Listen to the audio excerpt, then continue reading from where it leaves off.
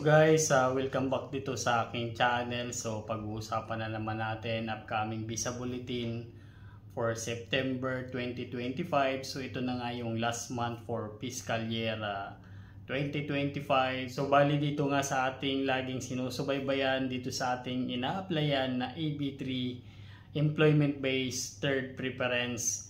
So napakahirap nga nag-movement tulad nga nung August, nung last month visa bulletin. So napag-iwanan na nga tayo ng yung rest of the world nga at saka yung Mexico, yung final action date nila is April 1, 2023 na nga, which is behind na yung Philippines, nasa February 8, 2023 pa lang tayo. Syempre, what to expect this coming September 2025. So alam naman natin, this is the last month for fiscal year 2025. So I believe maybe wala na tong movement ngayon dahil yung month of July tsaka August hindi na nga siya nag-move. So maybe this coming September 2025 hindi na rin to mag-move forward itong category na to sa employment based preference, including na nga yung Philippines. Siguro ang atin na lang ang tabayanan dito na sana wag na siya mag-move backward or pababa pa ng date ng final action date. Sana naman magstay na lang siya dito sa February 8, 2023 for Philippines para at least hindi man lang affected yung mga on process ngayon.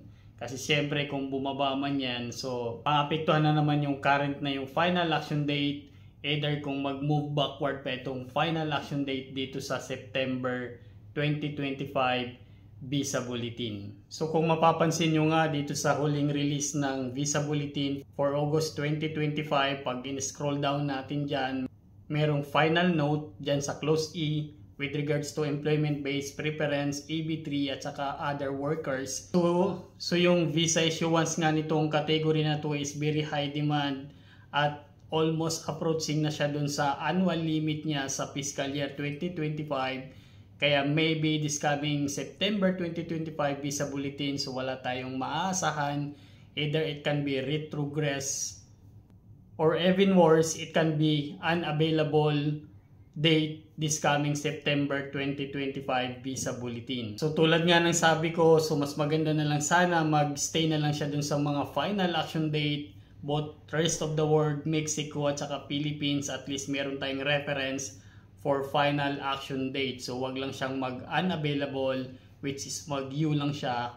Wala tayong reference for final action date nitong this coming September 2025. So madagdag na rin natin dito sa update natin itong video natin ngayon. So yun nga yung September 2025, ito yung kukumpleto dito sa fiscal year 2025 to complete the 12 months.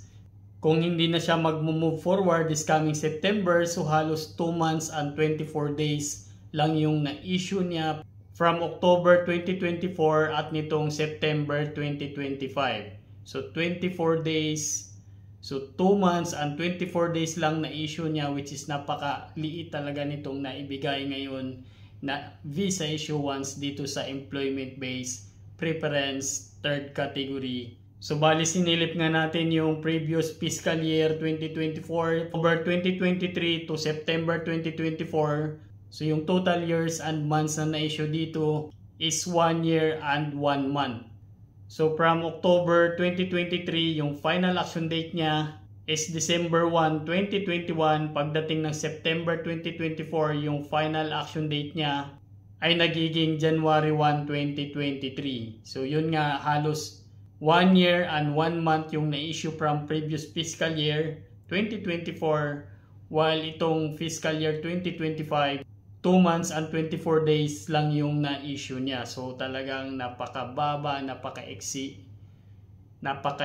ng number of days comparing before. Siguro nga ito na yung result na pagbabalik ni Uncle Donald Trump. So alam naman natin, kakaupo lang niya nitong fiscal year na to. So ito na nga yung napakahigpit na implementation or pagsasala niya pagdating sa immigrants to US.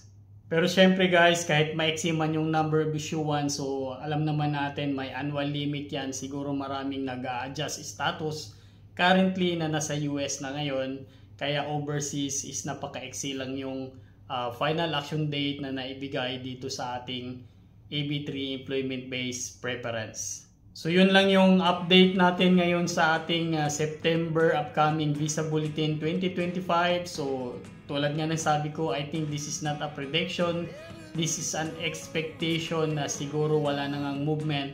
Kung may movement man, siguro blessing in the skies na lang yan guys. So maraming salamat sa inyong panonood dito sa aking channel. So huwag kalimutang mag-subscribe.